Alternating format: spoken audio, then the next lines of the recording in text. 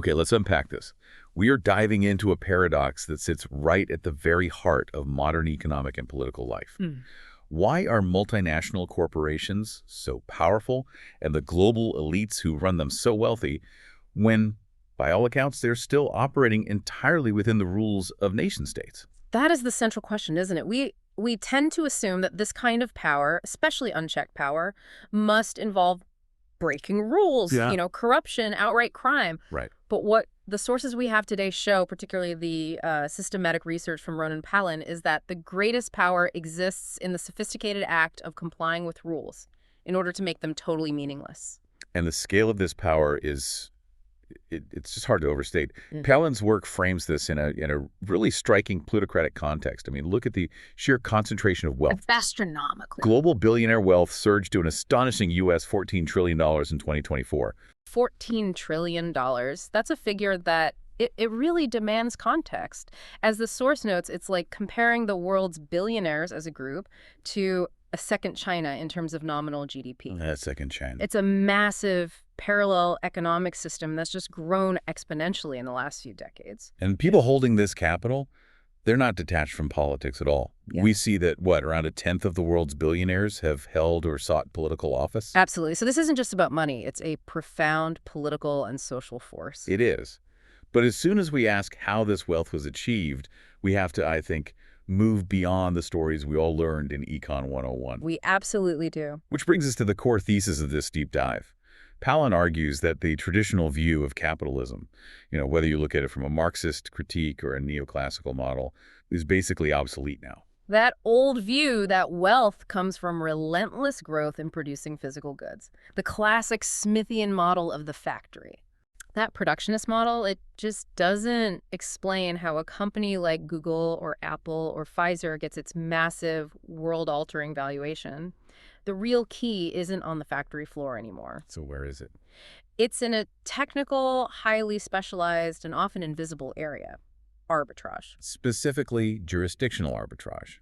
So our mission today is to expose these hidden structural mechanisms of corporate power.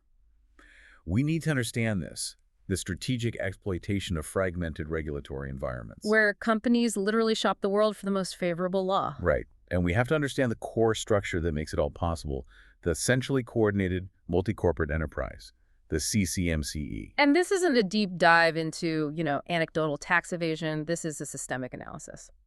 Ronen Palan, using data from the European Research Council's CorpLink project, he systematically charted these structures. So this is data-driven. Deeply data-driven. And they found that this high-stakes legal transgression right at the edges of legality is now a fundamental, institutionally accepted corporate strategy. It's not a fringe activity anymore. It's the infrastructure itself we need to look at. So let's start with the basics, because even the name we use, multinational corporation or MNC, is technically a flawed concept. It is. And that flaw is the first anomaly the source points out. It's a critical legal technicality that really underpins the entire problem. How so? Legally speaking, a corporation can't actually be multinational. A corporation is a legal person, a distinct entity, licensed and anchored by one single state.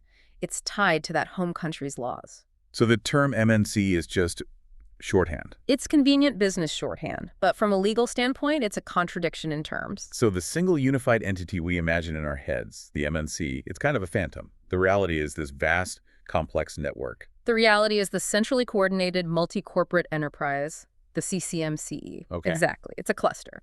A huge, sprawling collection of legally independent entities, corporations, trusts, partnerships, sometimes numbering over 70,000 different entities. 70,000. All connected through complex equity ties, but, and this is the key, they are centrally coordinated to act like a single business in the market. And the loophole, then, is the gap between the legal entity, that one corporation licensed by one state, and the corporate group, the network that spans dozens of states. That is the core tension. The law sees thousands of separate companies. But the business operates as one machine. Precisely. And this feeds right into that second anomaly. Yeah. This outdated productionist view we were talking about.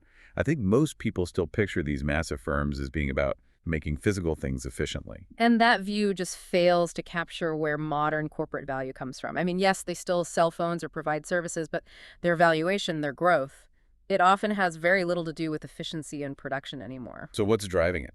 Well, economists saw this shift happening a long time ago. Edith Penrose, for example, she noted that as firms grow, they start looking more and more like financial holding companies. An investment trust, basically. She said they become virtually indistinguishable from an investment trust.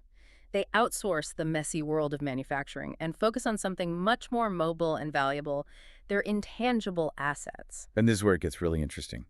The value today isn't in factories. It's overwhelmingly intangible assets. This is arguably the foundational shift in modern capitalism. The source material cites some staggering estimates. Intangibles, trademarks, brand value, patents, goodwill. They now account for about 90% of the total value of the S&P 500 companies. 90%. That's mind-boggling. It is. The total value of these assets held by the world's biggest companies hit, USD 79.4 trillion in 2024. So the stock market is basically valued on things you can't touch. But what makes these assets so crucial for arbitrage? Why not a factory? It's their unique tie to the legal entity. A ton of steel is a ton of steel. It doesn't matter who owns it.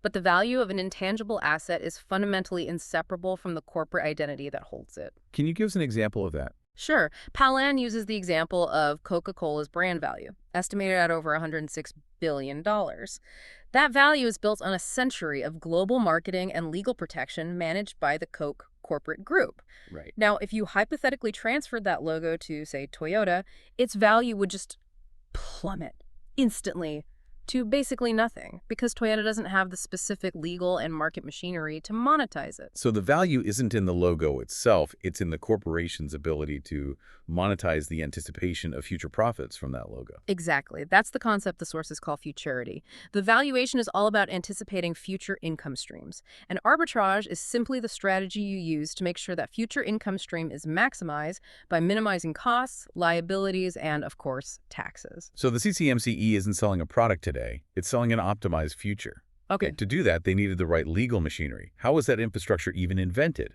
This takes us back a bit. It does. To understand the CCMCE today, you really do need a quick trip back to U.S. capitalism in the late 19th century. That's where the foundational legal structure was created. It happened in two big steps. The first being, and this seems almost quaint now, just establishing the corporation as its own legal person. That's right. The affirmation of the corporation as an artificial legal entity, totally distinct from its shareholders or managers. This was solidified by cases like the UK's Salomon v. Salomon in 1897. And in the U.S. In the U.S., the interpretation of the Santa Clara County case in 1886 implied the corporation could act as if it were a real person for legal purposes. And that single idea created the corporate veil. We talk about it casually, but this concept is maybe the single most important invention for modern wealth concentration. It is the ultimate legal innovation. The veil grants limited liability. It's a bulletproof vest for the owners, shielding their personal wealth from the company's debts. The corporation gets a life of its own, separate from its human masters. So you have the corporate person. The next step was allowing that person to create this huge, legally protected family. And that's where the state of New Jersey basically broke the old business model. New Jersey completely changed the game. Before the late 1890s, a corporation generally couldn't own stock in another corporation. But between 1889 and 1892, New Jersey amended its laws to allow holding companies. Corporations designed just to own other corporations. Exactly. And this wasn't for noble reasons. This was just charter mongering, right? A deliberate attempt to lure business revenue away from New York. It was pure regulatory competition, the first major race to the bottom, where states competed to offer the most permissive corporate laws. And that competition eventually led to the dominance of Delaware, which is still the home for most major U.S. corporations today. And the result was the birth of the parent subsidiary structure, our CCMCE. Palan argues the driver here wasn't efficiency, but regulatory arbitrage. Absolutely. By fragmenting the enterprise into a cluster of legally separate entities, the goal was to minimize exposure. The logic is simple. If a regulation only applies to a fragment of the enterprise, you can shield the core assets and the rest of the group from that burden. Strategic fragmentation. Designed to exploit the gaps. And this fragmentation allowed for incredible financial leveraging. We should probably explain how that pyramidal structure amplifies control. It's a powerful tool. In the simplest case, if you own 50% of a company's stock, you control 100% of its decisions. But the holding company structure lets you stack these. Walk us through that cascading effect. Okay, say parent company A owns 50% of subsidiary B. A controls B. Now B owns 50% of subsidiary C, B controls C, and C owns 50% of subsidiary D. Right. If you trace it all the way back, parent A only needs a 12.5% equity investment in D to control that entire network of assets. So you can control a massive economic empire with a relatively small financial stake at the top. It's financial engineering married to legal fragmentation. And when this domestic trick went global, the system of international sovereignty, where every country is its own legal system, just poured gasoline on the fire. Internationalize the gap. Precisely. Early firms like Singer used the model for practical reasons, securing patents, limiting liability. But the world of sovereign states, each with its own tax rates and regulations, created an environment tailor-made for this kind of exploitation. And you can see this in the numbers. The sheer proliferation of subsidiaries that traditional economic theory just can't explain. The data is definitive proof that complexity is a goal in itself. In 1985, the top 1,000 U.S. firms had, on average, 48 subsidiaries. Okay. Fast forward to 2018, the top 100 firms alone had over 73,000 subsidiaries. In one study, the number of subs grew by 8% in just 18 months. That's absurd. You aren't creating 73,000 factories, you're creating 73,000 legal entities. That growth is strategic. It's a massive investment in legal complexity, not for production, but for arbitrage. It's the cost of entry for being a global player now. You have to buy complexity to compete. So let's define the core concept again and look at the actual tools of the trade. We're talking about jurisdictional arbitrage. At its core, jurisdictional arbitrage is the strategic practice of decoupling the physical exchange of goods from the legal registration of those transactions. It's the art of dissociation. So the company sells a phone in Paris. But the profit from that sale is legally registered and taxed in the Cayman Islands. And this is only possible because of what the sources call the law market. Yes. Corporations treat laws and jurisdictions like commodities they can shop for. They might choose Delaware law for director protection, or they'll route transactions through intermediary countries to exploit favorable tax treaties. So governments create the rules, but the arbitrager comes in after, finds the loopholes, and picks the most favorable path. It's a second mover advantage. Pure exploitation of fragmentation. And the CCMCE structure allows them to do this using 3 primary building blocks. Okay, what are the tools of the trade that corporate planners use to achieve this decoupling? Well, every complex structure is built from 3 basic designs. Option 1 is direct control. Parent A owns subsidiary C directly. It's simple, transparent. But not great for arbitrage. Exactly. Arbitrage potential is very limited, so you usually only see this for domestic operations. So what's next? Then you have option 2. Intermediary control. This is the workhorse of global tax planning. Parent A controls its investment in C, but it routes that control through an intermediary subsidiary, B, located in a third country. Like the Netherlands or Luxembourg? Those are the classic conduits, yes. The intermediary, B, intentionally complicates things. It enables treaty shopping, and it's the key to the blocker strategies we'll get into. And the third, most complex option, sounds like it's designed just for opacity. The splitter arrangement. Option 3, the splitter, is for when you need maximum complexity and minimum disclosure. Here, the ownership of a subsidiary is divided between 2 or more separate intermediary chains. Why bother splitting the ownership? Because it lets you fly under the regulatory radar. If no single intermediary has a majority stake, you can avoid triggering ownership caps or disclosure thresholds in multiple countries at once. It's like breaking up a big shipment into small packages so no one realizes how much you're actually sending. That's a perfect analogy. It's deliberate fragmentation to obscure ownership and manipulate liabilities. Let's focus on that blocker strategy you mentioned. It's a classic use of the intermediary structure, often designed to get around rules like the U.S.-controlled foreign company or CFC rules. Right. The CFC rules were one of the first big attempts by the U.S. to stop companies from just deferring taxes on foreign profits forever. So if a U.S. parent, A, owned a foreign subsidiary, C, directly, the CFC rules would kick in.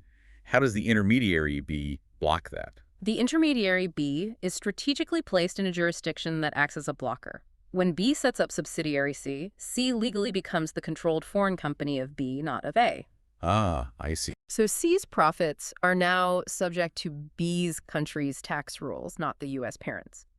And if B is in a place with generous tax deferral rules, you've effectively shielded C's profits from immediate U.S. tax. It's a game of legal leapfrog.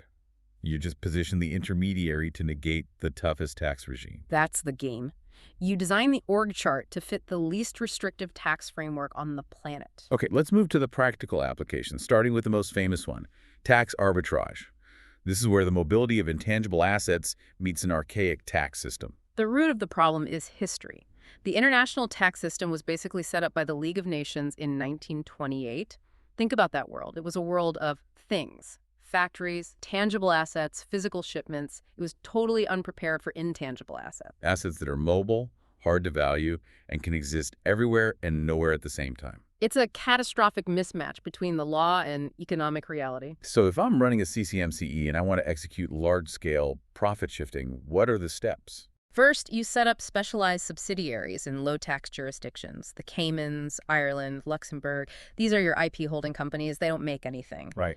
You legally allocate your most valuable intangibles, your patents, your brand, to these subsidiaries. Now, every operating company around the world that actually sells the product has to use that brand and technology. They have to pay for it. They have to pay for it. The IP holding company charges hefty, often exorbitant licensing fees and royalties to the operating companies in high-tax countries like Germany or the U.S. And those royalties are a tax-deductible expense in Germany. Exactly. So the operating company's taxable profit drops to almost zero. Meanwhile, all that revenue flows to the IP holding company in the low-tax jurisdiction, where it's taxed minimally, if at all. The perfect decoupling. The sale happens in Berlin. The profit is registered in Bermuda. That's it in a nutshell. And the Apple and Ireland case is just a legendary example of this, but it exploited conflicting residency rules, which is even more sophisticated. It's a masterclass in arbitrage. In this case, Ireland allowed a company registered there to not be an Irish tax resident, as long as its management and control were somewhere else. But the U.S. defines residency based on where you're incorporated. And that's the conflict. Apple structured an Irish-registered company but managed it from the U.S. By complying with both countries' rules, they satisfied both, and therefore were a tax resident of neither.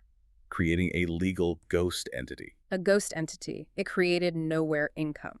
Tens of billions of dollars in profit that no country asserted tax jurisdiction over. They weren't breaking the law. They were playing the conflicting systems against each other perfectly. So that's for mobile intangibles. Yeah. But you mentioned this decoupling even happens with immovable assets, like real estate. The disarticulation of registration? The London skyscraper can't move, but its ownership can. The key is to incorporate the asset multiple times over. Walk us through that. How does it work? Okay, so the physical building in London is owned by Company A, registered in the UK. But Company A is owned by Company B, registered offshore in the British Virgin Islands. And Company B is owned by Company C, somewhere else. And when you want to sell the skyscraper, you don't sell the building. Never. That would trigger huge UK real estate and capital gains taxes. Instead, the owner sells Company B, the BVI holding company, to the buyer's own offshore company. The transaction is legally a non-taxable transfer of shares in an intermediary. So the physical location, London, is totally separate from the legal location of the sale, the BVI. The UK government gets nothing. That is the core mechanism, and the scale is immense. The UK Register of Overseas Entities found over 87,000 properties in England and Wales are owned by anonymous companies in tax havens, valued at over $100 billion. That's a huge cost shifted to the public. Let's pivot from minimizing cost to minimizing risk. Let's talk about liability arbitrage. This is all about anticipatory planning, preventing liability contagion. The risk that a legal disaster in one subsidiary could infect and kill the entire corporate group. And the most aggressive tactic here is the Texas two-step. It is. It's facilitated by a specific Texas law allowing a divisive merger. So imagine a corporation facing decades of asbestos litigation. The company splits itself into two new entities simultaneously. The assets and the liabilities. One is the solvent operating company. It gets all the valuable assets, the brand, the business. The other is the liabilities company, which gets all the legal claims. And then it immediately files for bankruptcy. So the parent and its core assets are shielded because they were legally carved out before the bankruptcy. It feels like this fundamentally contradicts the whole spirit of corporate law. It raises profound questions about accountability, for sure. But the legal technicality of the divisive merger provides the armor. It's become a textbook case of leveraging state-level regulatory differences. And the really sophisticated version of this is the corporate fuse, which is planned years in advance. This is where you see the most ingenious organizational design. The corporate fuse simulates a two-tiered partnership, a general partner, or GP, and a limited partner, or LP, inside the corporate group. Explain how that LP-GP simulation works. Okay, in a traditional partnership, the general partner, the GP, is the active manager and takes on full liability.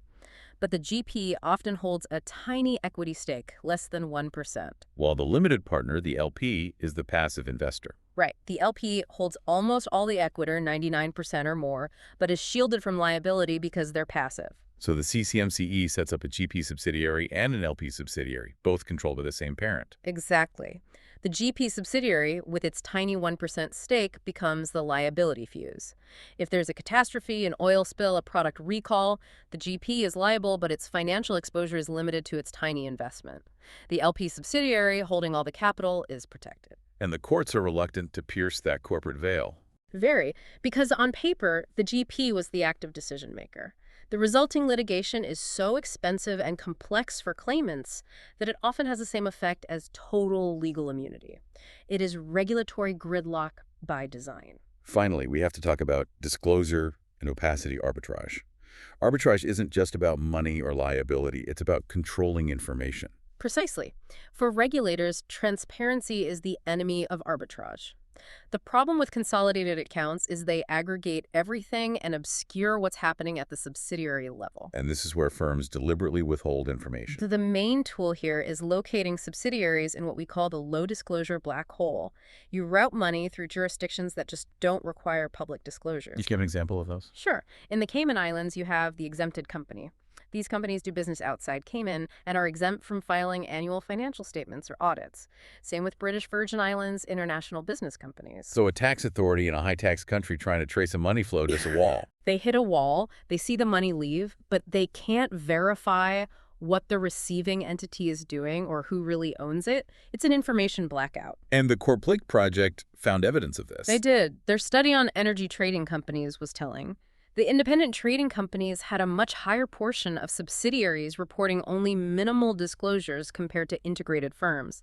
It suggests strategic underreporting, leveraging OFC rules to create information deserts right where the most aggressive arbitrage is happening. The perfect organizational camouflage. Now, having seen the mechanisms, we have to look at the scale of this, drawing on the most definitive data from Corplink. And this data point is probably the most powerful evidence in the sources, because it proves that complexity is the central strategy. It's the moment the whole system is laid bare.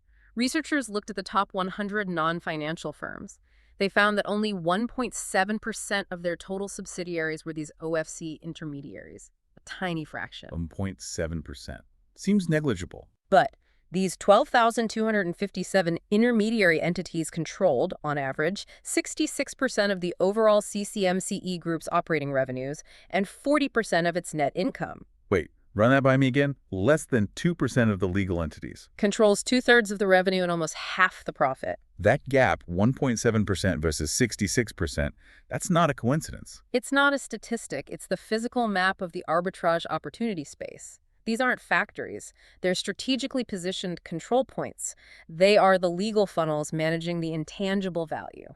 And the data reveals a striking geographic pattern in the European hub paradox. I think a lot of people picture these havens as remote islands. They do, but the key control points are right in the heart of the EU. That's the paradox. Yes. Despite the EU's efforts to fight tax abuse, the data shows European gateway jurisdictions, the Netherlands, Ireland, Luxembourg, and Switzerland, are central nodes for global arbitrage. How central are we talking? Nearly half, 49%, of all foreign-controlled EU subsidiaries are routed through those four gateways.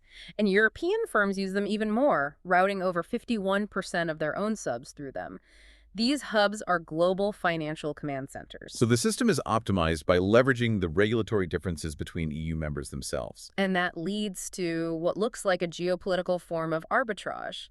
The sources suggest the U.S. government may tacitly support its companies in arbitraging foreign tax rules to get a strategic edge. What's the evidence for that? The extreme bifurcation in the structure of U.S.-based CCMCEs. There's a massive difference in how they organize at home versus how they organize abroad. How so? Domestically, they're pretty streamlined. They barely use intermediary or splitter subsidiaries. States like Delaware already offer the benefits they need through direct holdings. But when they look abroad, the structure flips to massive complexity. Immediately, they become avid users. The Ah. study showed 24% of the U.S. firms held over half their foreign subs under complex intermediary structures. So it's a kind of legal schizophrenia. Hmm? Streamlined compliance at home, massive complexity for arbitrage abroad. Which maximizes their global efficiency while keeping things clean at home. It gives them a potential competitive edge over firms based in, say, Germany or Japan, which might have stricter rules. It's a quiet form of strategic advantage. Let's pull all this together and go back to the idea of power. Arbitrage, as Palan defines it, is a distinct form of power. It's not voice, like lobbying, or exit, like relocating a factory. How is it different? Arbitrage is not voice. There's no open challenge to government. And it's not exit. They don't have to physically move. Power here is redefined as autonomy. It's the power to expand your options and free yourself from institutional constraints without open conflict. It's the ultimate gray zone. And you used a fascinating analogy for this, the predator-prey dynamics. That analogy helps explain why the system can't catch this. States are the predators. They impose rules and taxes. Corporations are the prey. They use the modularity of the CCMCE, strategic obscurity, and camouflaging techniques like liability fuses. They exploit the state's limitations. Exactly. It's fragmentation, it's technological lag. Arbitrage is a strategic adaptation that allows the prey to survive and thrive by becoming functionally invisible. And this strategic invisibility, this reliance on rule-based transgression, Mm-hmm. it fosters a specific class of people. It creates what the source calls the rule-based transgressor elite. Individuals and organizations highly skilled at complying with rules in order to transgress them. This includes MNC managers, but also the facilitators. The big investment houses, the elite law and accounting firms. Exactly. BlackRock, the big consultancy firms. Their power comes from a technical mastery of systemic loopholes, making them the ultimate beneficiaries of all this complexity. This has been a true deep dive into the DNA of the modern corporation. And the key takeaway for you, the listener, is that arbitrage is so much more than just tax avoidance. It's a systemic strategy enabled by the CCMCE structure that allows firms to forge their own preferred regulatory environments. And that leads directly to the critical cui bono question from the source. Who benefits and who loses? The costs, the taxes, the liabilities, they don't just vanish when they're arbitraged away. They're redistributed. They fall disproportionately onto entities that can't use these structures. Small domestic businesses, local competitors, and ultimately the public through reduced services and systemic inequality. Every time you buy something, the money you pay is artificially routed through Dublin or Cayman. And that means your local community isn't seeing the tax revenue from that transaction. Which raises an important and provocative question for you to consider. If the core strategy of modern corporate management is to augment the market value of intangible assets through this kind of arbitrage, and if we can't get rid of these globally mobile intangibles, then can we ever truly regulate the CCMCE at its root just by tweaking international tax treaties? Or are we just stuck treating the symptoms? Or are we destined to perpetually address mere symptoms while the underlying systemic structure remains functionally optimized for rule-based transgression?